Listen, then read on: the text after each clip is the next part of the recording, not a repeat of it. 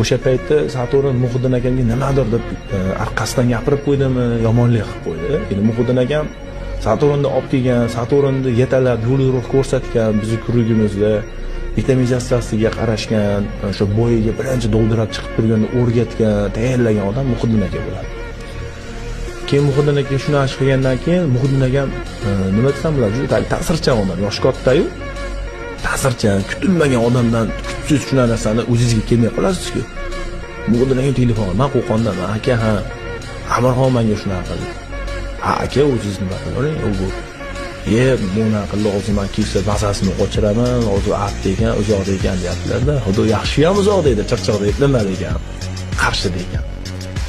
Keyin o'zingiz borsang bu qildi. Endi keyin eshitishim bo'yicha, endi rostmi yolg'onmi bilmayman men. Men eshitganim aytaman.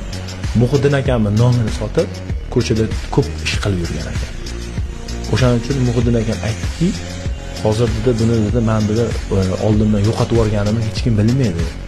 U borib yana meni nomimni sotib bironta ish qilib yuraveradi ko'chada dedi. O'shaning uchun haq bilish kerak bu narsani dedi.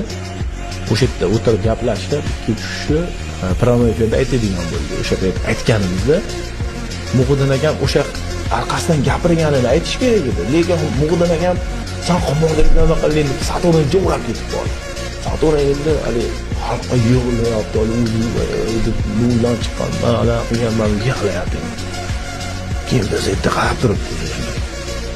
Tursa, endi odamlar aytyapti-da, sen deyapti, bu nurdan chiqqan, bechorani deyapti, sanlar deyapti, xumordagi nima qilganingni deyapti. Haydab yuboryapsan, buni ikkitasini nima qilyapti deyapti ular. Kim aytyapti? Muhiddin aka deyapti. Temadan chiqib ketdingiz. O'zingizni temaga olib boring, boshqa joyga aralashib ketibsan. Ya sabim buzilib qoldi, nima deysa endi billar. Endi akamiz mayli qildik.